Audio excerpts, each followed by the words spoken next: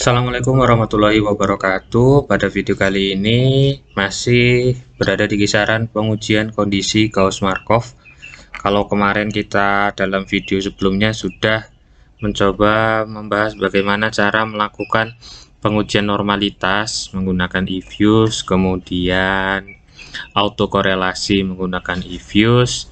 Ya, ini sekarang kita akan lanjut ke uji heteroskedastisitas.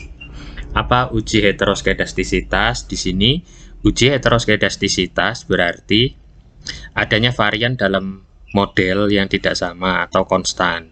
Penyebabnya, variabel yang digunakan untuk memprediksi memiliki nilai yang sangat beragam sehingga menghasilkan nilai residu yang tidak konstan. Jadi kalau kita mau melakukan uji asumsi klasik, kesimpulannya tidak terjadi heteroskedastisitas, artinya data yang kita gunakan ya atau varian yang kita gunakan dalam model itu sifatnya konstan.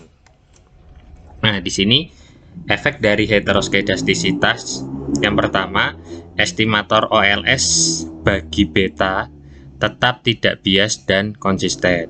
Kemudian, heteroskedastisitas meningkatkan ragam dari sebaran estimator beta. Estimator beta bukan lagi estimator yang paling efisien. Ini ketika kita bahas dari efek heteroskedastisitas ya. Lalu pada uji T dan uji F terjadi underestimation bagi ragam atau simpangan baku estimator. Di sini statistik uji T atau statistik uji F menjadi lebih besar dari yang sebenarnya. Kemudian yang selanjutnya lebih sering terjadi penolakan H0 pada uji koefisien parameter, dan yang ketiga di sini uji-uji tersebut menjadi kurang terpercaya karena efek dari adanya heteroskedastisitas. Makanya sebisa mungkin nanti kita akan coba mencoba ya menguji heteroskedastisitas apakah data yang sudah kita gunakan itu mengandung heteroskedastisitas atau tidak. Nah, ini secara ekonometrika ya, secara matematis terhadap struktur ragam estimator koefisien untuk regresi linear sederhana. Di sini bisa dilihat ya. Bisa dilihat terus dengan modifikasi menjadi seperti ini dan ragam tidak konstan, maka seperti ini rumusnya. Ya, ini rumusnya. Karena kita bahas terapan, maka saya akan coba langsung ke uji eViews. Tapi sebelumnya di sini ada beberapa cara untuk mendeteksi apakah data yang kita gunakan dalam suatu penelitian itu mengandung heteroskedastisitas atau tidak. Jadi ada banyak ujinya. Sebenarnya ada satu lagi di sini menggunakan pivot ya, menggunakan semacam sebaran data. Nah, di sini ada uji Park, Glatzer, korelasi Spearman, uji Goldfeld-Quandt, uji Biss-Pagan-Godfrey, dan uji White. Nah, di video kali ini saya hanya akan membahas dua, yaitu uji Park dan uji Glatzer. Nah, ini untuk uji Park, kalau mahasiswa memperhatikan ya, di video saya sebelumnya juga sudah ada yang uji OLS ya. Jadi yang pertama kali untuk melakukan uji Park ya, untuk melihat apakah ada heteroskedastisitas atau tidak. Nih, dilihat di sini ya. Kita melakukan estimasi terlebih dahulu. Jadi nanti mahasiswa silahkan melakukan uji OLS dulu. Ya, ini data yang saya gunakan yang dari awal, yaitu tentang konsumsi dan pendapatan. Jadi apakah ada pengaruh pendapatan terhadap konsumsi. Jadi setelah diestimasi nanti akan muncul hasil regresinya. Nah, setelah muncul itu digeser saja boleh atau diminimize boleh. Kemudian di sini yang di sini adalah yang kita klik adalah yang di sini nih, yang di merah-merah ini nih, di generate. Jadi nanti kita akan menambahkan variabel baru di sini ya, akan menambahkan variabel baru.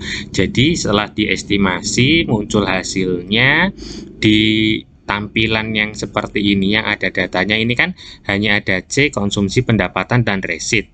Nah, kita akan menambahkan satu lagi, variabel, klik generate ini, kemudian di sini enter equation diisi dengan, nah ini datanya saya beri nama res2 karena di sini ada residu, nilai resid ya atau residual yang pertama. Nah di sini saya buat nilai residual yang kedua, di mana residual yang kedua ini merupakan sama dengan nilai resid ya, nilai residual dipangkatkan 2. Jadi ditulis saja seperti ini, res2 sama dengan resid pangkat 2. Kemudian setelah selesai diklik OK.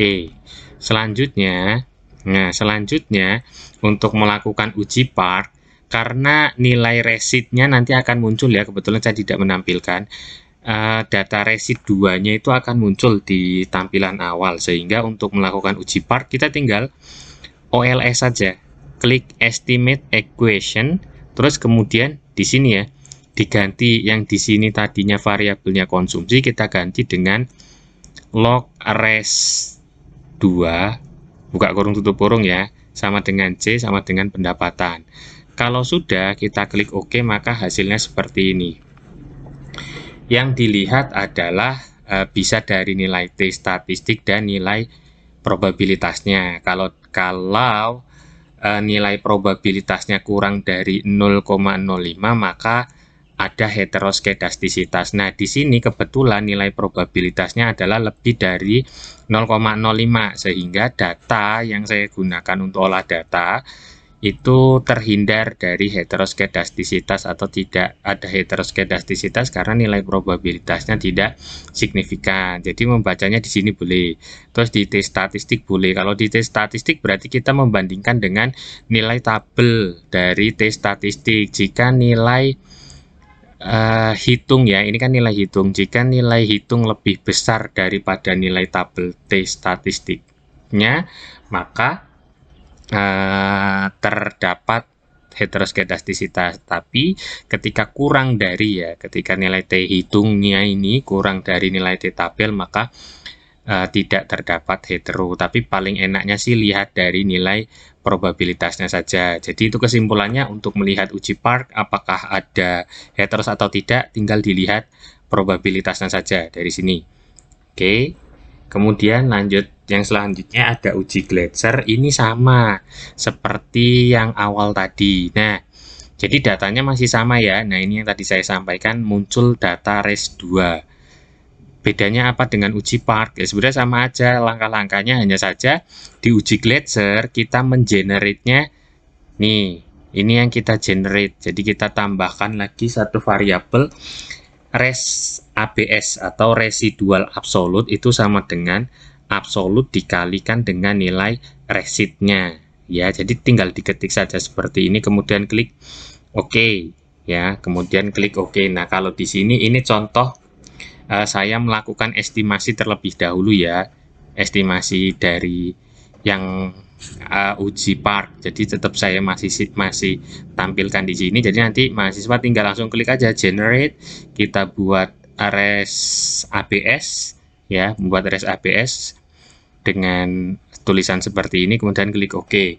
Nah, setelah itu nanti akan muncul nih ya, akan muncul seperti ini nih, res ABS-nya sudah muncul. Kalau mahasiswa mau melihat apakah sudah ada datanya atau belum, tinggal double klik saja, nanti muncul datanya. Nah, setelah itu gimana untuk uji Gletser-nya? Sama seperti uji park, tinggal klik quick estimation ya, quick estimation ya.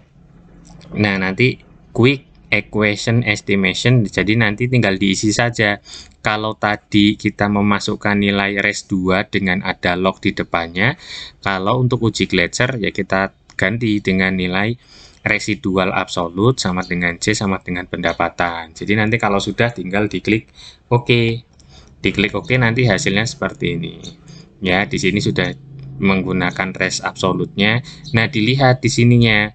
Ternyata di sini hasilnya untuk uji Gletser juga sama, tidak terdapat heteroskedastisitas karena nilai probabilitasnya lebih dari 0,05. Jadi nanti mahasiswa tinggal melihat dari sininya saja, tidak apa-apa, cukuplah, cukup. Jadi kesimpulannya untuk uji park sama uji Gletser